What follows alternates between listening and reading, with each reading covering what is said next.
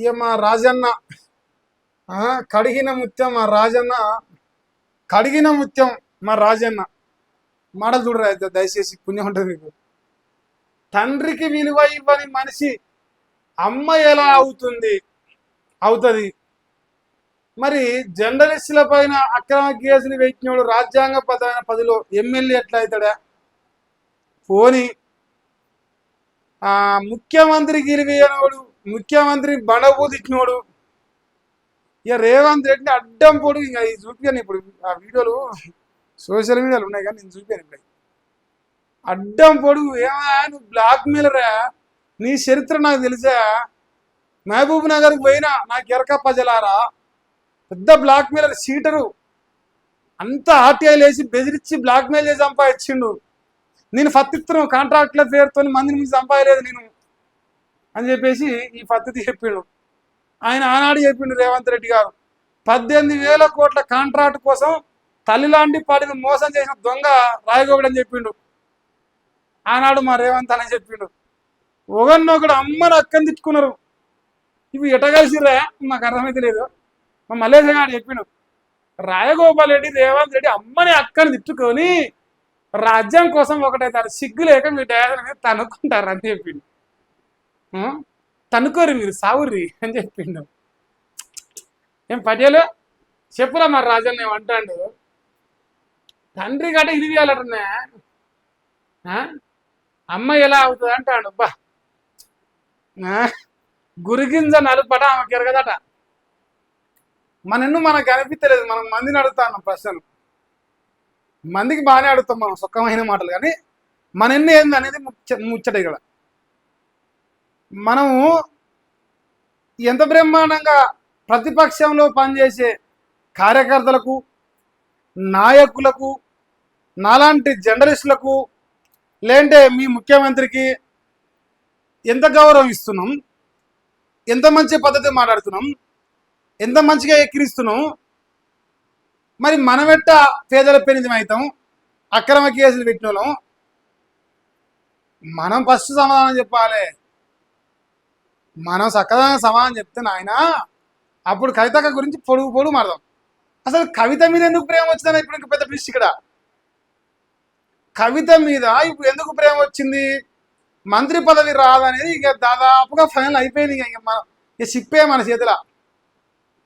బాబా కృపే దేదో బాబా అన్నట్టు ఇప్పుడు మంత్రి పదవి దేవో బాబా అన్నట్టున్నది మన పరిస్థితి. సో ఇప్పుడు ఆ మంత్రి పదవి కనిపించలేదు.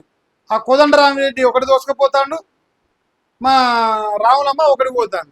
ఇక ఉన్నది ఒకటే ఉన్నట్టు పీక్తాడు ఉంది. ఇంకా ఒకటి మనకి ఇస్తారు పాటు.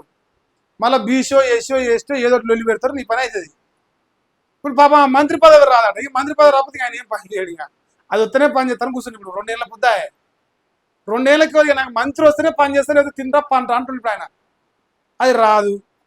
ఇప్పుడు ఏం చేద్దాం అని చెప్పేసి కేసీఆర్ను పోగొడతాడు. ఇప్పుడు కేసీఆర్ ఇంత ప్రేమ ఉన్న మునగాడు లక్షల కోట్లు తిన్నాడు, లక్షల కోట్లు దోసుకున్నాడు. నువ్వెట్టాను పద్ధతి లెక్క. ఇప్పుడు కేసీఆర్ మంచోడాడు. ఎందుకంటే ఇప్పుడు బీఆర్ఎస్ పైన దుంకుదామని చూస్తా అంటూ కొడతాడు. మన పోయి హరీష్ రావు కాడ వంగవాడు ఒకటి ఏం మాట్లాడుతాడు. అలా దుంకేతందుకు ఈ చరిత్ర నడుపుతాడు కొడతాడు. ఇంకోటి హరీష్ రావుకు అనుకూలంగా కవితకు వ్యతిరేకంగా మాట్లాడుతున్నారు. మీరు అర్థం చేస్తుర్రా? హరీష్ రావుకు వ్యతిరేకంగా మాట్లాడితే అప్పుడు ఒప్పుకుందాం.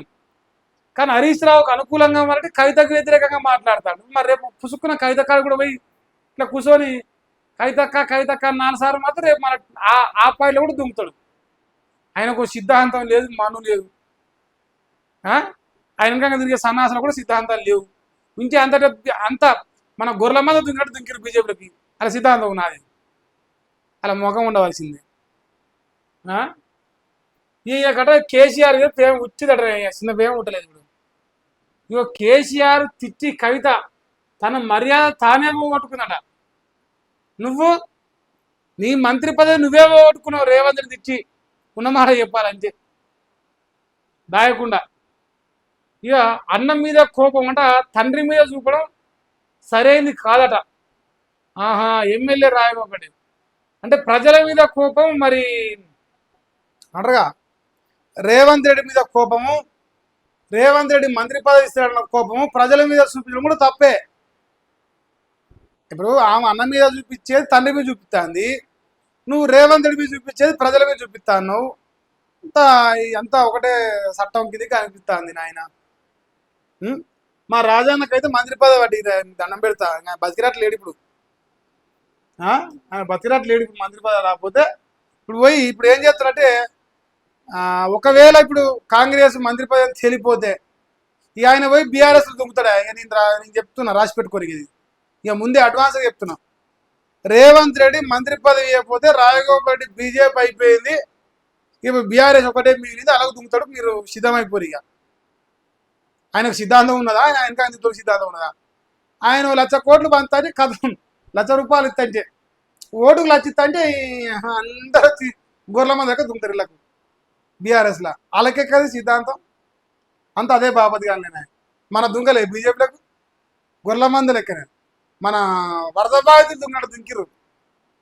ఇప్పుడు బెల్లం ఉన్న కాడ ఈగలు ఉంటాయి, అది బెల్లంతో సమానమైన 2-3 వేల కోట్లు ఉన్నాయి. ఈగలు మొత్తం చుట్టూ జొర్రీగలు లెక్క తిరుగుతూ ఉంటాయి అనమాట. సో మరి బీఆర్ఎస్లో దుంకి మంత్రులు అవుతాడేమో చూసింది కదా, అదొకటి మిగిలింది ఇప్పుడు లాస్ట్కి. ఇంక అన్నీ అయిపోయినాయి మాకు. కానీ ప్రజల కోసమే పార్టీ మారిన, ప్రజల కోసమే పార్టీ మారని చెప్తాను మళ్ళీ రేపు బీఆర్ఎస్ పోతే కూడా. అభివృద్ధి కోసం, ప్రజల కోసం, అభివృద్ధి కోసం పార్టీలు మారని చెప్తాడు. అయ్యో నవ్వుతారు జనాలు మా ముందుకోట్లే.